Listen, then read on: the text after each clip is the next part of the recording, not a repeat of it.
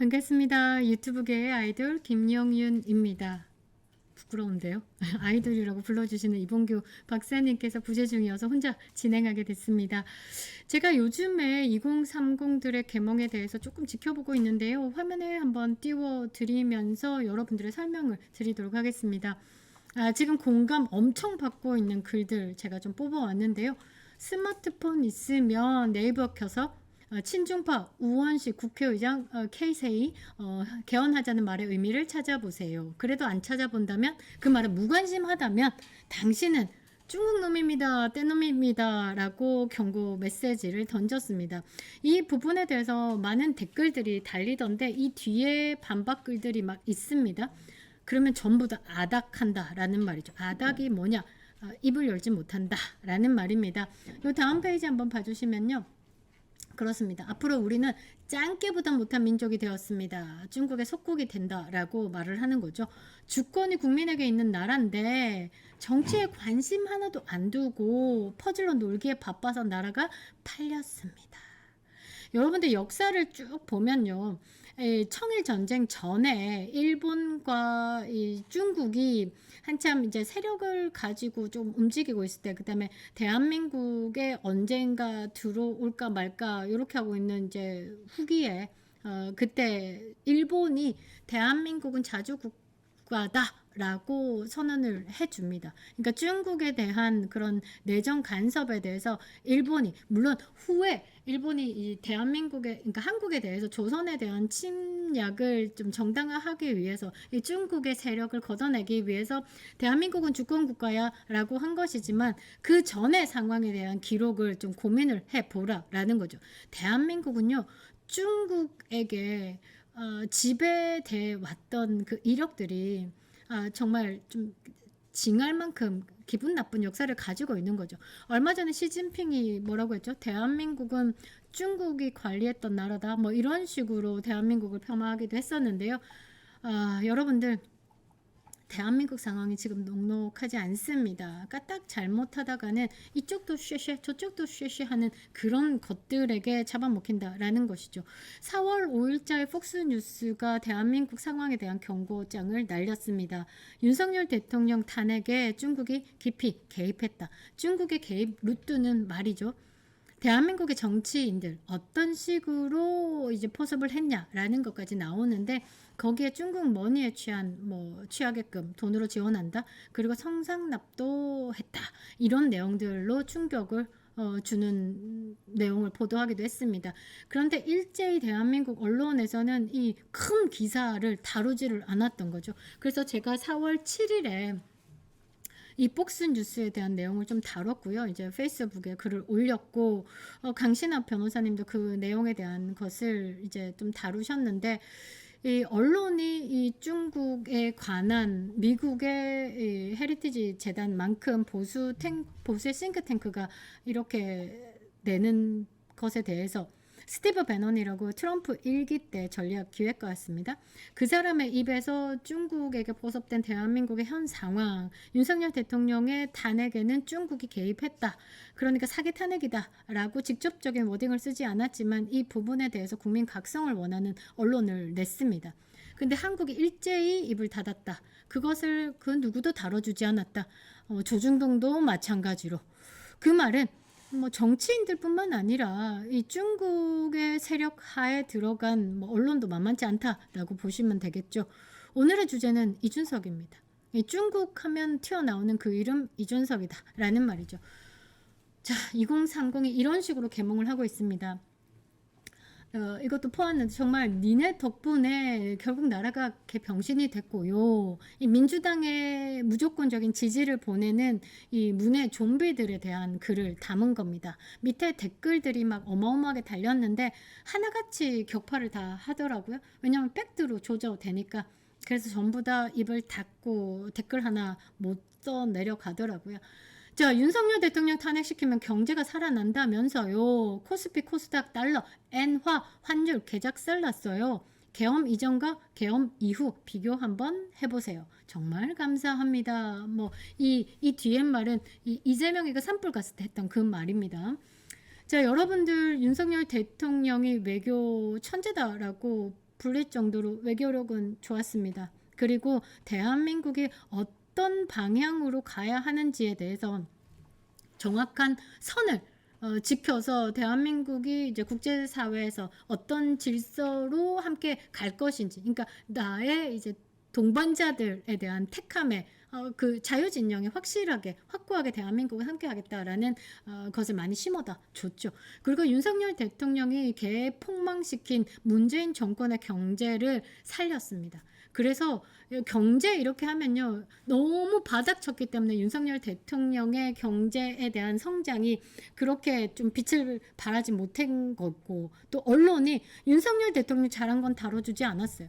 언론이 좀 웃기죠. 잘한 건 잘했다라고 하고 못한 건 못했다라고 비난을 하는 게 언론의 공정성인데도 불구하고 윤석열 대통령이 가장 잘한 경제에 대해서 이제 살게끔 만들어 놓은 부분에 대해서는 다뤄주지를 않았습니다.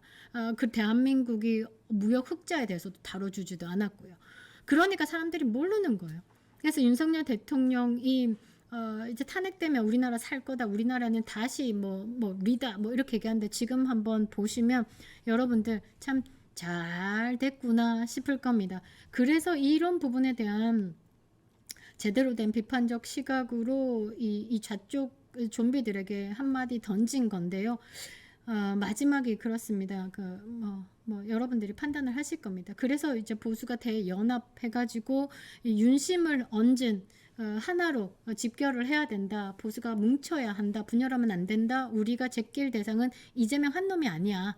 이재명과 함께하고 있는 친중의 세력이야. 대한민국이 지금 조기 대선 국면으로 접어들었는데 이거는 그냥 누구 한 놈 대통령 만들겠다 안 만들겠다의 싸움이 아니라 대한민국의 체제에 대해서 지키냐 아니면 전복시키냐, 이거에 대한 싸움이야. 대가리 빵꾸 난 사람들아 좀 깨어나라 라고 이런 글들이 지금 막 돌고 있습니다. 깨어날 것 같았으면 벌써 깨어났겠죠. 대한민국의 2030들이 많이 깨어났습니다. 윤석열 대통령의 지지가 50%를 넘었어요. 2030의 보수가 가장 강력한 힘을 가지는 게 뭐냐면 본인의 삶이잖아요. 미래 세대의 나의 삶에 대한 책임감을 느낀 겁니다. 그래서 자유민주주의가 주는 그 윤택함과 혜택, 그리고 그냥 숨쉬듯 얻었던 이 자유가 박탈당하는 그 입장에서 굉장히 두려움을 느낀 거죠. 그래서 지키고자 하는 그 힘이 세졌기 때문에 어게인 윤석열을 외치는 겁니다. 자, 그런데 제가 아까 중국놈 하면 뗀놈 이러면 느낌상 저는 이준석이 가장 먼저 생각이 나더라고요. 대한민국 정치판을 망쳐놓는 일인이 아닐까라고 보는데요. 자, 한번 띄웠습니다. 아따, 꼴배기 싫은데요. 자, 홍준표 대구시장이 대선 출마를 이야기를 하면서 결국은 이준석이 우리 쪽으로 와야 한다. 이준석이 가지고 있는 그 1, 2%를 또 탐을 내가지고 이런 말을 하는데, 이준석이 뭐 주거니 받거니 티키타카 하고 있습니다. 무슨 염치로 나를 언급하나? 나는 국민의힘에서 쫓겨난 쥐성상납 때문에 쫓겨난 것을 마치 누군가의 세력으로 인해서 자기가 당대표직에서 끌려 내려온 것처럼 피해자 코스프레하고 자빠진 놈이죠. 그러면서 둘이서 지금 티키타카 하고 있습니다. 왜냐? 지지율 좀 올리고 장사해볼 마음에. 저는 그렇게 생각하고 있습니다. 그래서 이 두 사람이 단일화 가능성 이러면서 언론으로 지금 장난을 치고 있다라고 저는 보는데요. 대한민국 언론이 다뤄준다? 지금 상황에서 이재명을 제외하고 이 여권 인사에서 누군가를 다뤄준다라고 하면 여러분들은 그냥 베이스로 이재명에게 도움되는 사람이구나 라고 생각을 하시면 될 것 같습니다. 자, 이준석이 이렇게 깝치는 이유는 뭘까? 얼마 전에 이준석이 말이죠, 본인을 옥죄어 왔던 하버드 학력 사기에 대해서 털었다라고 자신을 하고 이렇게 꼴값 지랄을 털고 있는 것이다 라고 저는 생각을 하는데요. 자, 이준석이 왜 예비 후보 등록 전에 나와바리 동탄 경찰서를 뭐라고 했나 보증인으로 세워가지고 본인의 학력이 마치 검증이 됐다, 학력에 대한 논란을 다 털었다라고 나온지 아십니까? 그것은 말이죠, 이것 때문입니다. 접수증 한번 띄워주실까요? 지난번에 한번 방송을 드렸었는데요. 자, 서울 남부지법의 3월 27일에 개혁신당에서 이준석과 함께 대선 후보 예비자였죠. 대선 후보로 다툴 그 상대였다라는 거죠. 그 김기수 후보자가 이준석의 하버드 대학교 학력 확인의 소를 제기했습니다. 어쩔 수 없이 법원에서 하버드에 대한 아포스티오 공증을 까라라는 거죠. 이거 깔 수 있으면 까면 됩니다. 지금까지 못 가서 2년 반 동안 못 가다가 결국은 경찰을 공중인으로 내세운 게 아닐까라고 저는 보는데요. 급했을 겁니다. 이준석이 말이죠. 후보자 토론 없이 개혁신당에서 단독으로 추대돼가지고 뭐 당원의 90% 그게 한 당원 중에 한 40%가 투표를 했고 그 투표자 중에 90%의 지지를 받았다라는 거죠. 그래서 이렇게 단독으로 튀어나온 이유가 뭐냐? 강력한 김기수 후보자가 있었기 때문이지 않을까 저는 생각을 하는데요. 후보자 토론도 있어야 하는 거고 거쳐야 하는 거고 그러니까 당내 경선이 더 잔인하잖아요. 이재명도 대장동 게이트가 터져 나온 게 당내의 대선 후보 경선 과정에서 이낙연 측에서 이제 대장동에 대한 논란이 있다라고 터뜨리고 지금까지잖아요. 그러니까 이준석도 당내 경선에서 상대 후보자가 이준석에 대한 가장 뭐라고 해야 되나 민감하고 가장 밝히기 어려운 하버드 학력에 대해서 이야기를 할 거다라는 거죠. 그러니까 이런 토론도 없이 그냥 단독 후보로 넘어왔다. 그런데 산 넘어 산이라고 선관위는 어떻게 했는데 대한민국 국민을 상대로 그짓부렁을 해야 되는 상황에서 이제 경찰을 보증서지 않았을까라고 저는 보는 거죠. 자, 요 다음 페이지 한번 봐주시면요. 김기수 후보자가 이렇게 합니다. 개혁신당 대통령 후보 이준석 하버드대 졸업장 위조 확인해소를 제소했다. 라면서 이준석이 그 뭐라고 해야 되나 동탄 경찰서에서 확인을 했다라면서 유튜브가 이 위조에 대해서 뭐 소를 제기했는데 선거법 뭐 어쩌고 저쩌고 하면서 또 다 뭐 싹 다 고소할 거야 막 이런 식으로 한 게 이 김기수 후보를 상대로 이야기한 것이라고 저는 생각을 합니다. 어찌됐든 뭐 결국은 아포스티오 공증을 까야지만 가능한 거죠.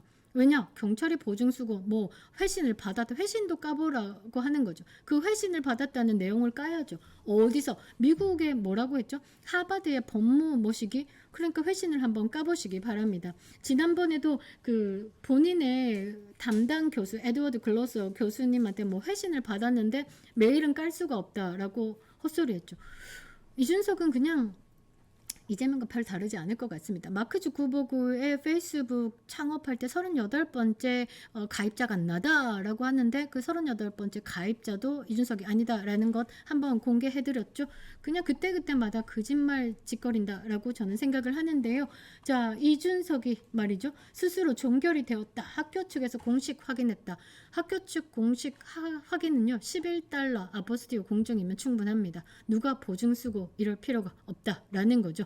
그리고 이준석이 하버드 학력 사기 하버드 고졸이다 뭐 이런 내용으로 문제가 되었을 때 10억 내기 하면서 싹 다 고소할 거야. 고소를 했습니다. 그 이후의 상황 한번 보겠습니다. 다음 페이지. 자, 전국 곳곳에서 이 혐의가 없다라는 게 다 떨어져 가지고 불송치 혐의 없다. 이준석의 뭐 복수 전공에 대해서는 뭐 이준석이 복수 전공 안 한 건 맞아라고 불송치 혐의가 없다라고 다 댓글 다신 분은 다 떨어졌고요. 제주도, 울산, 뭐 강남 경찰서 등등 전국에서 무혐의가 떨어졌습니다.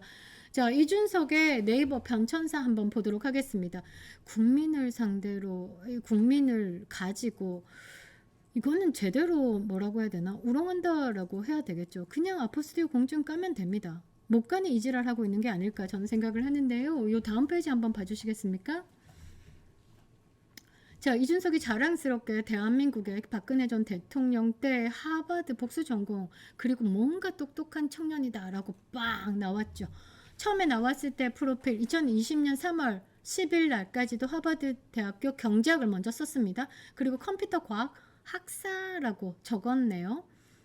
그런데 자 왼쪽 하단부 보면 2024년 3월 25일까지도 이거 본인이 관리를 하는 거죠. 그때까지도 하버드 대학교 경제학 컴퓨터 과학 학사라고 했는데 갑자기 스르륵 바뀝니다. 왜냐? 선관위 학력 검증 이것도는 이 당선이 되고 난 다음에 이제 가짜 서류로 문제가 됐을 시에 그러니까 그때 막 급하게 말을 바꿔가지고 이코노믹을 조인트 컨센트레이션 학사했다라고 했는데 제가 말씀드렸죠. 이코노믹은 400년 역사를 향해 가고 있습니다. 이코노믹 경제학은 말이죠. 조인트 컨센트레이션이고 복합이고 복수고 나발이고 안 합니다. 이런 걸 가지고 이렇게 스르륵 말을 바꿨다라는 거죠. 정치인이 말이죠. 입을 잘 놀려야 되는 거죠. 이재명이 지금 재판받고 있는 것 중에 입을 잘 못 놀려서 받고 있는 게 많습니다. 그리고 대장동 게이트 같은 경우도 터지기 전에는 어떻게 이야기를 했죠? 대장동 설계자는 나다. 나 정치 이력 중에 가장 멋진 이력이지 않을까. 그런데 대장동 게이트가 터지자마자 이거 국민의힘과 관련된 토착 비리다라고 말을 바꿨죠. 이준석이 그런 것 같습니다. 야 들키기 전에 10억 내게 하자. 싹 다 고소할 거야. 그 이후에는 조인트 컨센트레이션하고 자빠졌어요 라고 말을 바꿨죠. 그거랑 똑같을 것 같습니다. 이 다음 페이지 한번 봐주시면요. 자, 이준석이 말을 바꾼 게 조인트 컨센트레이션이라고 했는데 지금 계속 쓰고 있는 이 문서에는 메이저라고 이야기를 하는 거죠. 조인트 컨센트레이션은 전공이 아닙니다. 그래서 졸업장에는요. 지금도 마찬가지입니다. 조인트 컨센트레이션 다른 마크가 있습니다. 조인트 컨센트레이션을 했다라는 게 부수적으로 따라오지 그거를 메이저라, 그러니까 전공이다라고 표기를 하지 않는다라는 거죠. 그래서 아마 김기수 의원이 왼쪽 상단에 보면 information you provided 지수수로 이거 적은 겁니다. 이 부분에 대해서 한번 확인해 달라라고 한 것이죠. 그리고 제가 그때도 말씀드렸듯이 미국 시스템은요 굉장히 잘 다듬어져 있다라는 겁니다. 그리고 제가 CIA에 이 부분에 대해서 잘 정리를 해가지고 신고를 했죠. 대한민국의 정치인이라고 지금 들쩍날쩍해서 겨우 이번에 22대 국회에 들어왔는데 그 중에 하나가 이준석인데 이준석이 이렇게 하버드에 다닐 때 이러이러한 공부를 했는데 그때 당시에 하버드에 있을 때 공자학원이 처음 생길 때 중국어 관련된 수업을 이렇게 8과목이나 했네. 그리고 한국에 와서 정치인으로서 지금까지 놀고 자빠졌는데 22대 국회에 들어와서 지금까지 윤석열 대통령 탄핵에 내부 총질하다가 쫓겨나서 신당 차리고 계속 탄핵에 앞장섰던 사람이네. 하버드 학력에 대해서 이렇다 저렇다라고 이야기를 하면서 뭔가 큰 역할을 하려고 대선까지 나온다라고 하는데 한번 보시기 바랍니다. 라고 제가 CIA에 신고를 한 상황입니다. 아마 미국에 생각이 있겠죠. 자, 이준석이 그동안에 이제 말을 바꾼 게 여러 가지 있습니다. 이준석이 허위면 10억 내고 10억 가지고 와. 그리고 이준석도 조지고 돈도 벌고 좋지 않습니까? 제대로 조질 때까지 뭐 대법원까지 아포스티오 공중이 떨어질 때까지 그때까지입니다. 그게 끝을 볼 수 있다라는 거죠.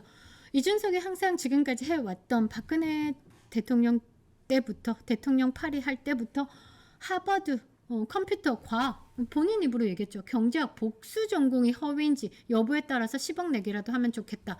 그러고 논란이 되자 뭐 챗GPT를 찾아봤는지 살짝 조인트 컨센트레이션으로 말을 바꾸기 시작했죠. 여러분들이 판단하실 겁니다. 뭐라고 했죠? 타진요 놀이 믿고 싶은 것만 믿으라 라면서 뭐 댓글들이 달리던데요. 여러분들 타진요 놀이는요. 이 타블로가 본인의 학족부를 공개를 했습니다. 그리고 논란이 끝났죠. 진실이었다라는 거죠. 2년째 학족부 공개하지 않는 이준석에 대한 판단은 여러분들이 하실 거다라고 생각을 하는데요. 저는 그렇습니다. 누구 한 놈 조지고 말고가 아니라 대한민국 국민에게 적어도 정치인이라고 하면 도덕적인 부분 그리고 말의 무게에 대한 책임을 져야 된다라고 생각을 합니다. 국민을 상대로 이런 식으로 한다? 권력을 이용해서 뭐 싹 다 고소할 거야. 전략적 봉쇄수를 쓰고. 이거는 좌파들이 잘하는 거죠. 보수의 당대표였던 인물이 물론 뭐 3천만 원짜리 똥개든 뭐 공천에 개입했든 뭐 칠불사든 쿠파든 상관없이 정치인으로서 제대로 된 역할을 해보라라는 거죠.